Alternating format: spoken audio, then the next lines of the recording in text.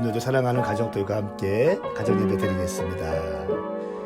내게 있는 향유효카. 내게 있는 향유효카 주께 가져와 그 발 위에 입 맞추고 깨뜨립니다. 나를 위해 험한 산길 오르신 그 발 걸음마다 그 신사랑 새겨놓았네. 내게 있는 향유값 내게 있는 향유값 주께 가져와 그 발 위에 입 맞추고 깨뜨립니다. 나를 위해 십자가에 돌리신 그 발 흘린 피로 나의 죄를 대속하셨네. 내게 있는 향유값 내게 있는 향유값 주께 가져와 그 발 위에 입 맞추고 깨뜨립니다. 주님 다시 이 땅 위에 주님 다시 이 땅 위에 임하실 그때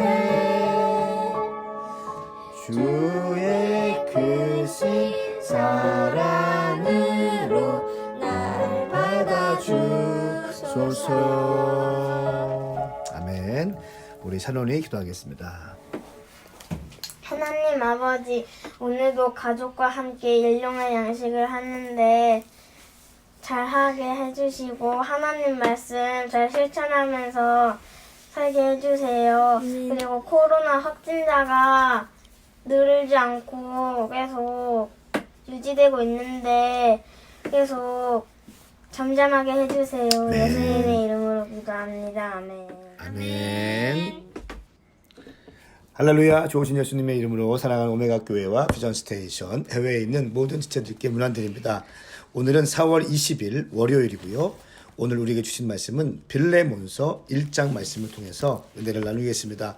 오늘도 우리 사랑하는 가족들과 함께 인사하겠습니다. 인사할까요? 샬롬. 샬롬. 우리 모든 오메가 교회 동역자들의 가정 가운데 또 성도님들 가운데 또 장년들 가운데 우리 청년들 또 유스들 키드들 가운데 하나님의 크신 은혜가 함께하길 축복합니다. 특별히 가정 예배를 드리고 있는 분들 가운데 하나님의 크신 은혜와 평강이 여러분 가운데 함께 하시기를 축복합니다. 오늘 말씀은 빌레몬서입니다. 빌레몬서는 한 장으로 되어 있습니다. 그리고 25절로 되어 있는 아주 짧은 책입니다. 빌레몬서의 특징은 무엇인가 하면 제가 디모데전서, 후서, 디도서를 목회서신이라고 말씀드렸습니다. 그리고 목회서신의 특징은 개인적이다라고 얘기 드렸어요. 그런데 빌레몬서의 특징은요, 가장 개인적인 책이에요. 빌레몬 개인에게 어떤 사역적인 것들을 목회적인 노하우, 또 기름 부으심, 멘토링 하는 게 아니라 빌레몬이라고 하는 그 부유한 집안의 사람, 그리고 가정교회를 오픈한 한 사람에게 오네시모에 대한 이야기를 쓴 편지가 바로 이 빌레몬서입니다. 그래서 바울이 쓴 책 가운데 가장 개인적이라는 사실을 먼저 말씀드리겠습니다. 그리고 우리가 말씀을 쭉 보면 아시겠지만 오네시모라고 하는 사람이 등장합니다. 이 빌레몬서의 주요 등장인물은 바울, 또 빌레몬, 오네시모 이렇게 등장합니다. 빌레몬은 바울이 2차 전도 여행 때 3년간 에베소에서 복음을 증거했다고 했죠. 그런데 이 아시아 지역에 있는 사람들 모두에게 복음이 듣게 되었다라고 성경은 기록하고 있는데, 이때 아시아는요, 지금 같은 아시아가 아니라 소아시아 지역이에요. 터키를 중심으로 한 소아시아 지역을 아시아로 표현했습니다. 이때 에베소에서 바울이 복음을 증거하고 있을 때 골로새 지역에 있던 빌레몬이 에베소 지역에 방문을 했다가 복음을 받고 예수를 믿은 것으로 그렇게 학자들이 얘기하고 있습니다. 그리고 이 빌레몬은 골로새 지역에서 아주 부유한 집안의 가장이었다는 거예요. 그 사람이 사업을 했는지는 모르겠습니다. 또 어떤 일이 했는지 모르겠지만 엄청난 부자였어요. 부자였던 빌레몬이 에베소 지역에서 복음을 증거했을 때 그때 복음을 받고, 또 가정교회, 다시 이제 골로새 지역에 가서, 자기가 있던 지역에 가서 사람들에게 복음을 증거해서 가정교회를 오픈한 한 가정교회 리더이고 가정교회의 책임자였습니다. 역사학자들은 이렇게 얘기합니다. 골로새 지역의 이 빌레몬이 감독이었다라고 얘기해요. 감독이었다가 네로 황제가 등장하면서 그때 순교당했다, 이렇게 얘기합니다. 그러니까 감독은 어떤 한 지역을 총괄하는 사람이라고 말씀드렸죠. 장로는 가정교회를 리더하는 사람, 영적인 어떤 그 리더였고, 감독은 그 장로들, 가정교회들, 몇 개의 가정교회들을 총괄하고 감독하는 그런 위치였다라고 말씀드렸는데, 학자들이 이 빌레몬이라는 사람이 나중에는 골로새 지역의 가정교회를 시작하고 또 골로새 전체 가정교회의 감독이었다. 그리고 네로 황제 때 순교당했다. 이렇게 이야기를 합니다. 그럼 오늘 또 등장하고 있는 사람들 가운데 오네시모가 있죠. 오네시모가 누굴까요? 바울의 영적 아들.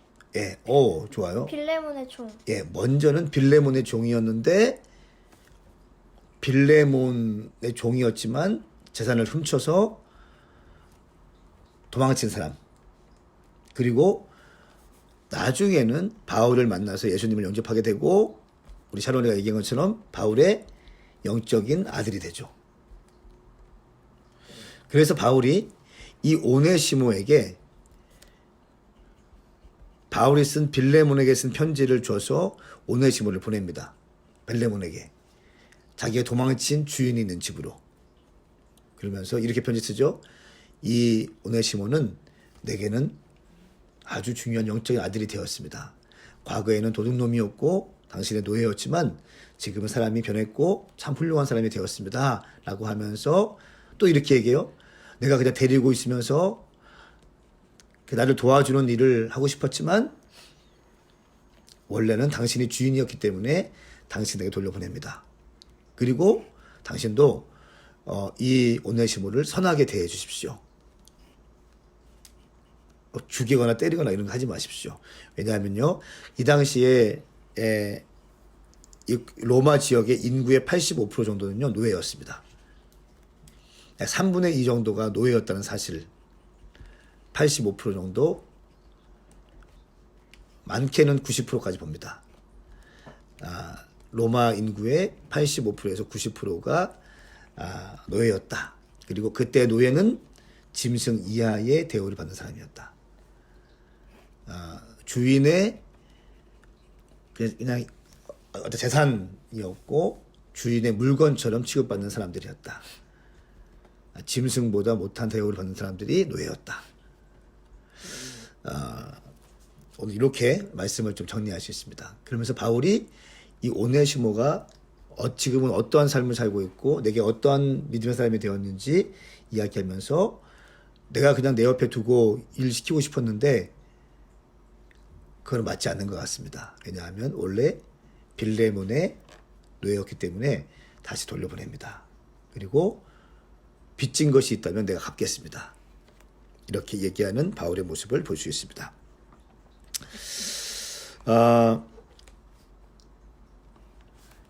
저는 오늘 말씀을 크게 5단락으로 나눴어요.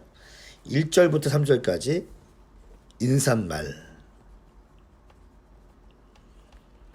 4절부터 7절까지가 빌레몬의 선행에 대한 감사.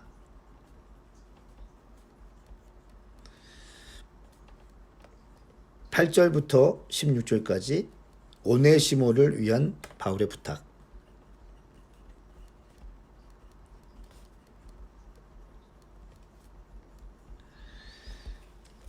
17절부터 22절까지는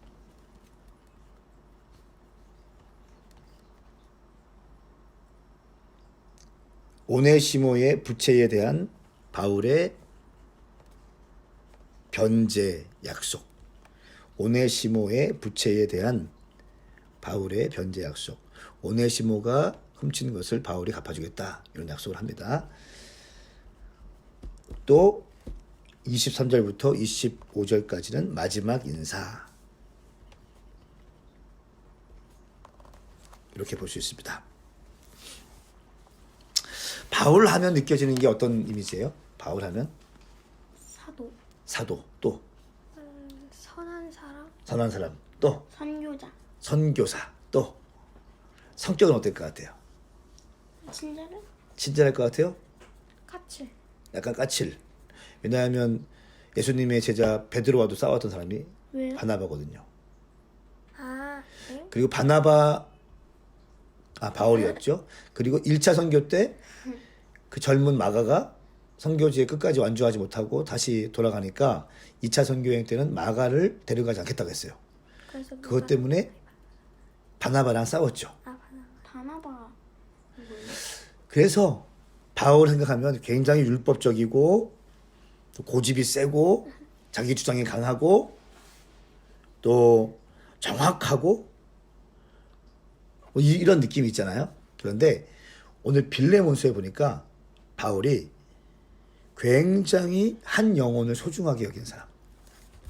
그 당시에 로마 시대에 노예는 짐승처럼 대우받았다고 말씀드렸는데 그 짐승같이 대우받던 오네시모가 예수를 영접하고 세워지는 것을 보면서 한 영혼으로 맞이합니다.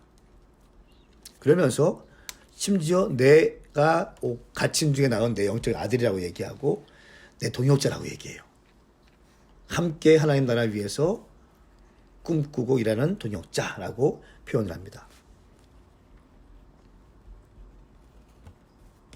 그리고 이 빌레몬의 종이었기 때문에 오네시모가 내 옆에 두고 내가 좀 같이 내 필요를 도와주고 이런 일에 하게 하고 싶었지만 원래 빌레몬의 종이었기 때문에 다시 빌레몬에게 돌려보내주면서 당신이 오네시모 때문에 손해본 것들, 마음 상한 것들 내가 다 갚아주겠습니다. 부디 이 오네시모를 용서하시고 다시 용납해 주십시오.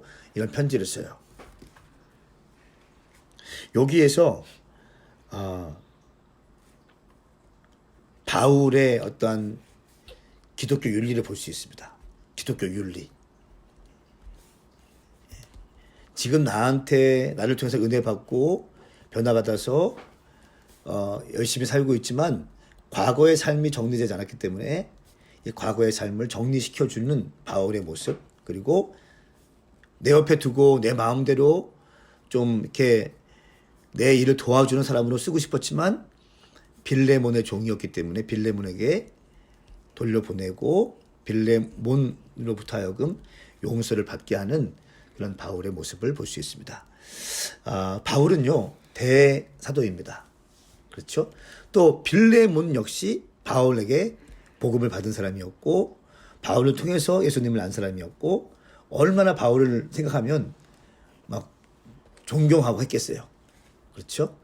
그리고 골로새 지역의 가정교회들이었기 때문에 바울이 주는 메시지, 바울이 주는 이 말씀 가지고 예수 복음 가지고 가정교회를 인도했을 겁니다.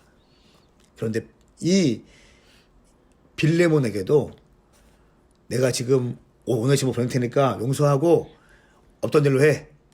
아니면 이 오네시모는 내 옆에서 좀 일 좀 하겠습니다.